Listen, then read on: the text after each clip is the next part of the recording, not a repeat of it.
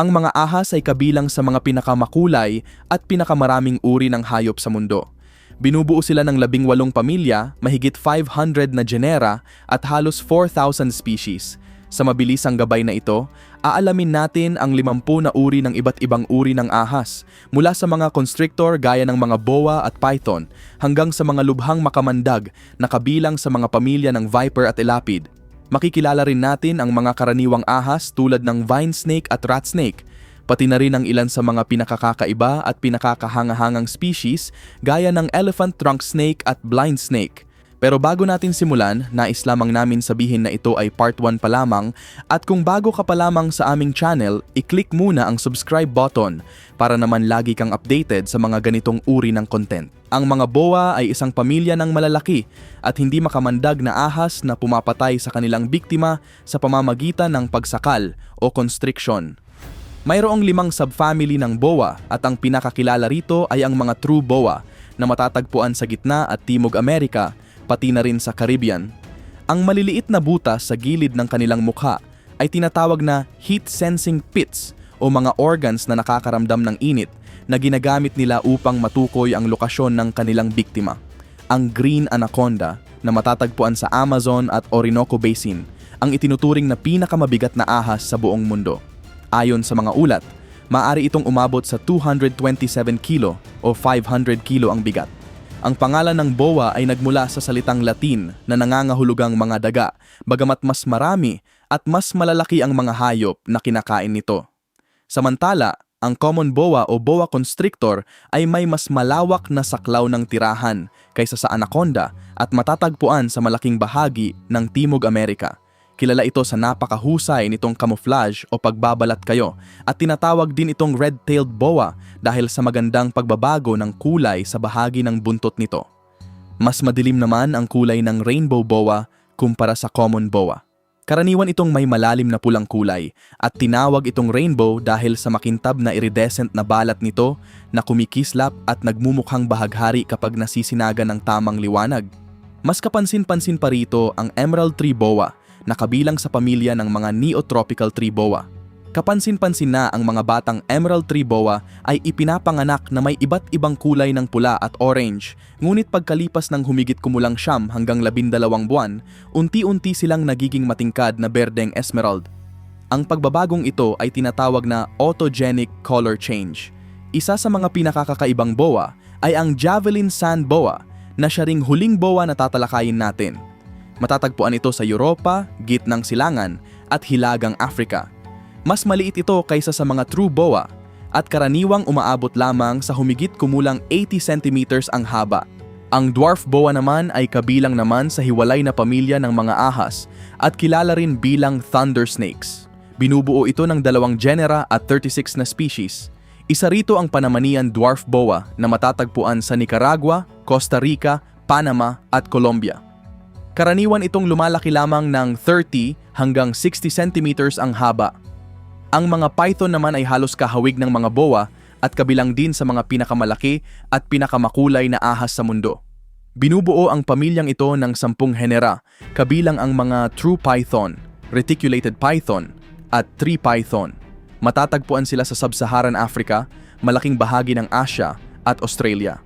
Ang Burmese python ang ikalawang pinakamabigat na ahas sa mundo, na maaaring tumimbang ng mahigit 180 kilo o halos 400 pounds. Bagamat isa na itong invasive species sa Florida, ang likas nitong tirahan ay nasa Timog Silangang Asya. Isa sa pinakakahangahangang anyo nito ay ang albino Burmese python na may matingkad na dilaw at puting balat. Ang ball python, na kilala rin bilang royal python, ay katutubo sa kanluran at gitnang Africa. Karaniwan itong may simpleng kulay, ngunit dahil sa selective breeding, nagkaroon ito ng napakaraming color morphs. Kabilang dito ang butterball python, pied royal python, at ang ganap na puting blue-eyed leucistic ball python na may pambihirang bughaw na mga mata. Sa wakas, ang reticulated python ang kinikilalang pinakamahabang ahas sa buong mundo, na ayon sa mga ulat ay maaring umabot sa 10 metro o mahigit 30 talampakan ang haba. Ang salitang reticulated ay nangangahulugang may disenyong kahawig ng lambat o sapot na tumutukoy sa napakadetalyado at magkakaugnay na mga marka sa balat ng species na ito. Ang kahangahangang green tree python naman ang maituturing na katapat ng mga python sa emerald tree boa. Kapansin-pansin na ang mga batang green tree python ay maaaring ipinanganak na matingkad na dilaw o kaya ay malalim na kulay orange hanggang pula bago tuluyang maging berde pagsapit nila ng humigit kumulang 1 taong gulang. Ang huling species na tatalakayin natin sa pamilya ng python ay ang black-headed python, isang monotypic species na matatagpuan lamang sa Australia. Naninirahan ito sa mga tropikal na rehiyon at pangunahing kumakain ng iba't ibang uri ng reptile, kabilang na ang ibang mga ahas, pati na rin ng maliliit na mamal. Ngayon naman, dumako tayo sa mga viper, isang grupo ng mga makamandag na ahas na mas maliit kaysa sa mga boa. Taglay nila ang mahahabang pangil na ginagamit upang mag-inject ng lason sa kanilang biktima. Ang laso ng mga viper ay hemotoxic, na sumisira sa dugo at mga tissue ng katawan. Bagamat mapanganib, ito ay karaniwang hindi kasing bilis pumatay ng neurotoxic venom na umaatake naman sa nervous system at ginagamit ng mga ilapid na tatalakayin natin mamaya. Ang pit viper ang pinakamalaking subfamily ng mga viper, kabilang dito ang mga lancehead, rattlesnake at moccasin. Madali silang makilala dahil sa heat-sensing pit na matatagpuan sa pagitan ng kanilang butas ng ilong at mata sa magkabilang gilid ng ulo. Ginagamit nila ang organs na ito upang matukoy ang init ng kanilang mga biktima. Isa sa mga pinakamakulay na pit viper ay ang eyelash pit viper. Maaari itong makita sa matingkad na dilaw, iba't ibang berdeng kulay, at maging puti. Tinawag itong eyelash dahil sa hanay ng mga kaliskis sa ibabaw ng mga mata nito na mistulang pilik mata. Ang mga ito ay nagsisilbing proteksyon habang namumuhay ito sa mga puno. Ang common lancehead, na mas kilala bilang fer de lance, ay may kulay na kahawig ng boa o python at matatagpuan sa gitna at timog Amerika. Isa ito sa mga pinakamakamandag na miyembro ng pamilya ng viper. Madalas nitong hinuhuli ang mga daga na naninirahan sa mga plantasyon ng saging at kape. Ang Sunda Island pit viper ang una sa 3 makukulay na viper na kabilang sa Asian lancehead genus. Matatagpuan ito sa iba't ibang kulay, ngunit ang pinakakahanga-hanga ay ang bihirang asul na berdeng balat, isang kulay na halos hindi makita sa ibang uri ng ahas. Ang McGregor's pit viper ay katutubo sa Batanes Islands ng Pilipinas at may natatanging ganap na puting anyo. Ipinangalan ang species na ito kay Richard Crittenden McGregor na minsang nakaligtas matapos siyang matuklaw habang kinokolekta ang unang specimen ng species na ito. Ang brown-spotted pit viper, na kilala rin bilang beautiful pit viper, ay isa sa mga ahas na tunay na karapat-dapat sa pangalan nito. Taglay nito ang napakagandang checkered na berdeng at kayumangging balat na may turquoise na mga guhit at matatagpuan ito sa katimugang Thailand. Ang diamondback rattlesnake ay isa sa pinakamabigat na makamandag na ahas sa mundo na maaaring tumimbang ng hanggang 6.7 kilo o 15 pounds. Isa itong uri ng pit viper na may kalansing sa buntot na ginagamit bilang babala sa mga kalaban bago ito umatake. Ang western diamondback rattlesnake ay matatagpuan sa katimugang Estados Unidos at Mexico. Samantala, ang rock rattlesnake ay mas maliit at may mas mapusyaw na kulay ng balat. Mayroon itong 4 na kilalang subspecies, kabilang ang banded rock rattlesnake at mottled rock rattlesnake na ginagamit ang kanilang kakaibang disenyo ng balat bilang mabisang camouflage sa mabatong kapaligiran. Ang eastern copperhead ang una sa 2 uri ng American moccasin na tatalakayin natin. Ang Latin nitong pangalan na Contortrix ay nagmula sa salitang Latin na nangangahulugang baluktot, masalimuot o komplikado, na tumutukoy sa paikot-ikot na mga guhit sa balat nito. Ang kantil ay isa pang uri ng moccasin na matatagpuan sa Mexico at gitnang Amerika. Karaniwan itong may habang humigit kumulang 60 centimeters o 24 inches. Bagamat wala itong kalansing sa buntot, inuugarin nito ang buntot kapag nakakaramdam ng panganib bilang babala sa mga kalaban. Ang true vipers, na tinatawag ding pitless vipers, ay naiiba dahil wala silang heat-sensing pits na matatagpuan sa ibang miyembro ng pamilya ng viper. Madalas silang tawaging true adders at kabilang sa grupong ito ang mga day adder, night adder at puff adder. Isa sa mga pinakanatatanging species sa grupong ito ay ang rough-scaled bush viper, na kilala rin bilang hairy bush viper. Taglay nito ang nakausling mga kaliskis sa likod na nagbibigay rito ng halos maladragon na anyo. Matatagpuan ito sa gitna at Silangang Africa, kabilang ang Congo, Uganda, Kenya at Tanzania. At sa wakas, ang green bush viper, na kilala rin bilang variable bush viper, ay maaaring isa sa pinakamakulay na ahas sa buong listahang ito. Maliit lamang ang mga ito na may karaniwang habang 60 centimeters o 24 inches at makikita sa napakaraming kulay tulad ng berde, dilaw, mapulang orange, kulay abo hanggang itim. Ang many-horned adder ay isang uri ng puff adder na naninirahan sa mababatong disyerto ng Katimugang Afrika. Nakuha nito ang pangalan dahil sa 2 hanggang 5 nakausling kaliskis sa ibabaw ng mga mata nito na mistulang mga sungay. Ang mga ito ay kahawig ng mga pilikmata ng eyelash pit viper na tinalakay natin kanina. Samantala, ang desert horned viper ay matatagpuan naman sa kabilang panig ng kontinente sa Hilagang Afrika at ilang bahagi ng Gitnang Silangan. Hindi tulad ng many-horned adder, ang bawat sungay nito ay binubuo lamang ng isang nakausling kaliskis, kaya madali itong makilala mula sa iba pang species sa parehong grupo. Ang spider-tailed horned viper ang huling uri ng viper na tatalakayin natin. Isa ito sa mga pinakanatatangi sa lahat ng ahas at matatagpuan lamang sa maliit na bahagi ng kanlurang Iran. Ang dulo ng buntot nito ay kahawig ng isang gagamba at ginagamit nito ito bilang bitag. Iwinawagayway nito ang buntot upang akitin ang mga ibon na kumakain ng mga insekto. At kapag lumapit ang mga ito, mabilis itong sumusugod at kinakagat ang biktima. Ngayon naman ay dumako tayo sa mga ilapid, ang pamilya ng mga pinakamakamandag na ahas sa buong mundo. Kabilang dito ang mga ahas na naninirahan sa lupa at maging sa tubig, hindi tulad ng mga viper na naitatago ang kanilang mga pangil kapag hindi ginagamit. Ang mga pangil ng mga ilapid ay palaging nakatayo sa harapan ng bibig.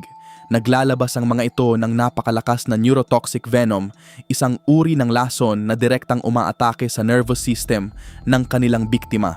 Isa sa mga pinakakilala at pinakakinatatakutang miyembro ng pamilyang ito ay ang king cobra. Bagamat madalas itong tawaging cobra, hindi ito kabilang sa tunay na genus ng mga cobra. Sa halip, kabilang ito sa sarili nitong monotypic genus, ibig sabihin ay ito lamang ang kinatawan ng grupong iyon. Higit pa rito, ipinakita ng mga kamakailang DNA analysis na maaaring higit sa isang species ng king cobra ang umiiral.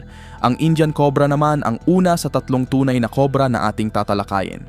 Ang species na ito ay may napakahalagang papel sa mythology, relihiyon at kultura ng India, kung saan madalas itong ituring na isang sagradong hayop at simbolo ng kapangyarihan at proteksyon. Bagamat mahalagang bahagi ito ng kultura ng India, kabilang din ang Indian cobra sa tinatawag na Big Four, ang 4 na uri ng ahas na responsable sa pinakamaraming kaso ng pagkakagat ng ahas sa Indian subcontinent. Ang Samar cobra ay isa sa mga pinakamakulay na uri ng cobra at katutubo sa ilang piling isla sa Pilipinas.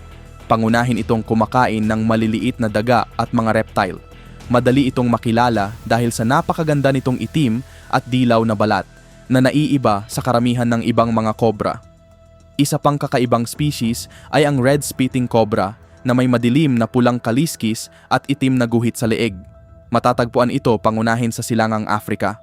Ang lason nito ay kombinasyon ng neurotoxic at cytotoxic venom, kaya hindi lamang nito naapektuhan ang nervous system kundi sinisira rin ang mga selula ng katawan.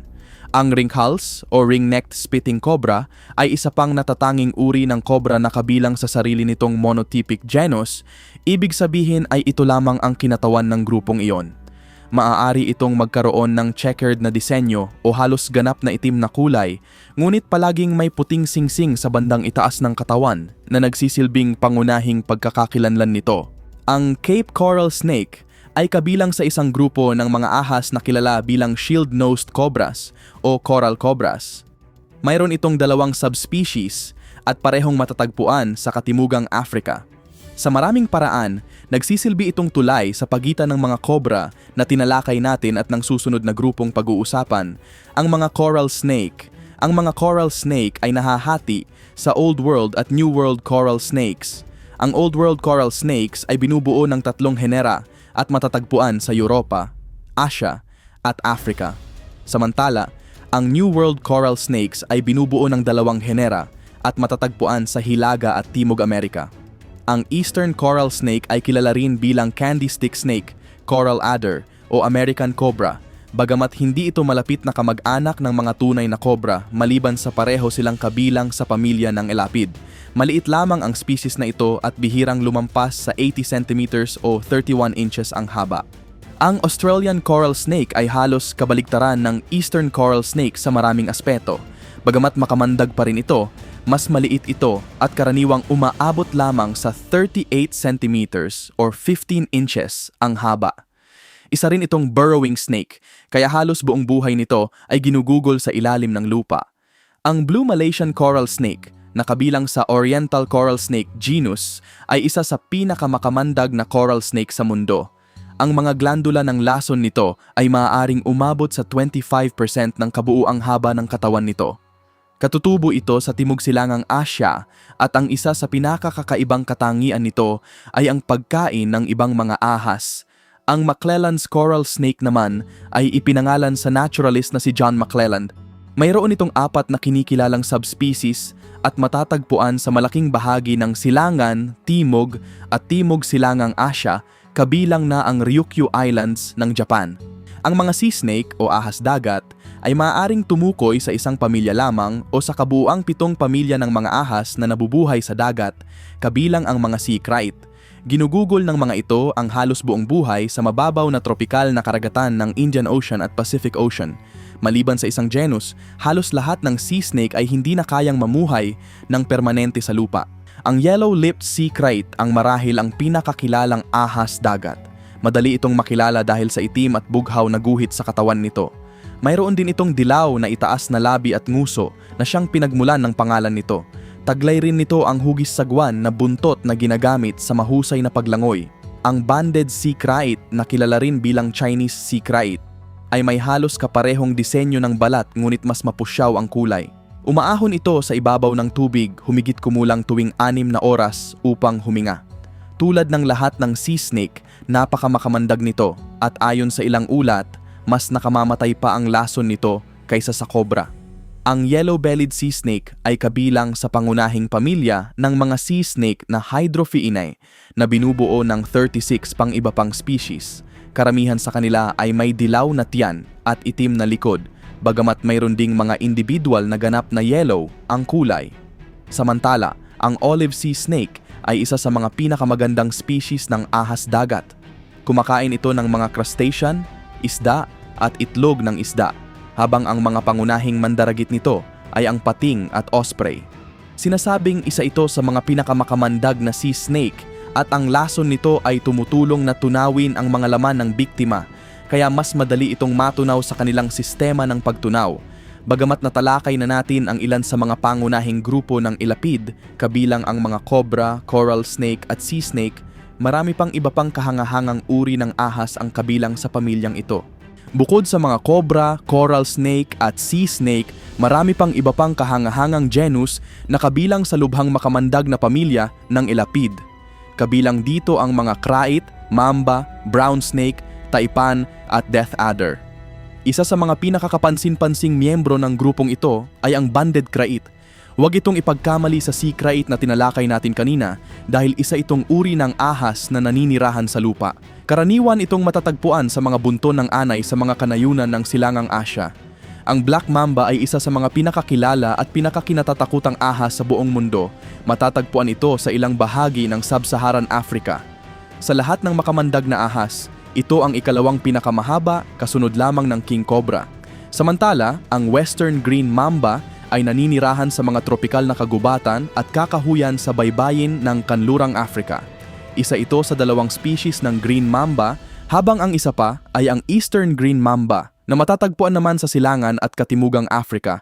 Ang eastern brown snake ay maaaring umabot sa 2 meters o halos 7 feet ang haba at itinuturing na ikalawang pinakamakamandag na ahas sa buong mundo. Matatagpuan ito sa Australia at New Guinea, lalo na sa mga bukirin kung saan maraming house mice na siyang pangunahing pagkain nito. Ang ringed brown snake ay malapit na kamag-anak ng eastern brown snake.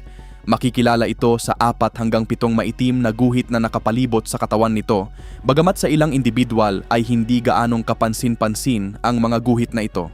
Sa kabila ng pangalan nito, ang king brown snake ay hindi tunay na kabilang sa mga brown snake. Sa halip, ito ang una sa 2 uri ng black snake na tatalakayin natin. Isa ito sa malalaking ahas na maaring lumaki ng hanggang 3.3 o 11 feet ang haba. Maaari itong magkaroon ng kulay maitim na kayumanggi, itim o mapulang kayumanggi. Ang inland taipan, na kilala rin bilang fierce snake, ay may kakaibang kakayahang baguhin ang kulay ng balat nito ayon sa panahon upang makatulong sa pagkontrol ng temperatura ng katawan. Matatagpuan lamang ito sa Australia at kinikilala bilang pinakamakamandag na ahas sa buong mundo. Ang coastal taipan o common taipan ay matatagpuan sa mga baybaying bahagi ng Australia at sa New Guinea. Sa New Guinea ay may isang napakakulay na subspecies na kilala bilang papuan taipan na may mas mapusyaw na katawan at kulay orange na ulo. Ang tiger snake naman ay ipinangalan dahil sa mga guhit sa katawan nito na kahawig ng sa isang tigre. Mahusay siyang lumangoy at maaaring magkaroon ng iba't ibang kulay depende sa rehiyon ng Australia kung saan sila matatagpuan. Ang common death adder naman ang una sa dalawang uri ng death adder na tatalakayin natin at siya ring huling miyembro ng pamilya ng elapid sa listahang ito. Taglay nito ang pinakamahahabang pangil sa lahat ng ahas sa Australia na kapag tatakaman, isa ngayon sa pinakamalaking banta sa kanilang populasyon ang pagdami ng cane toads, isang invasive species. Ang desert death adder naman ay may napakahusay na camouflage na angkop sa disyertong kapaligiran. Maaari itong magkaroon ng kulay, ladrilyong pula o kaya'y madilaw-dilaw na kayumanggi. Matatagpuan ito sa gitna at kanlurang Australia kung saan pangunahing kinakain nito ang mga butiki at maliliit na mamal. At yan na muna ang 50 sa uri ng ahas sa mundo. Kung nais mong mapanood ang part 2, i-click muna ang subscribe button at magkita-kita muli tayo sa next pa namin na video.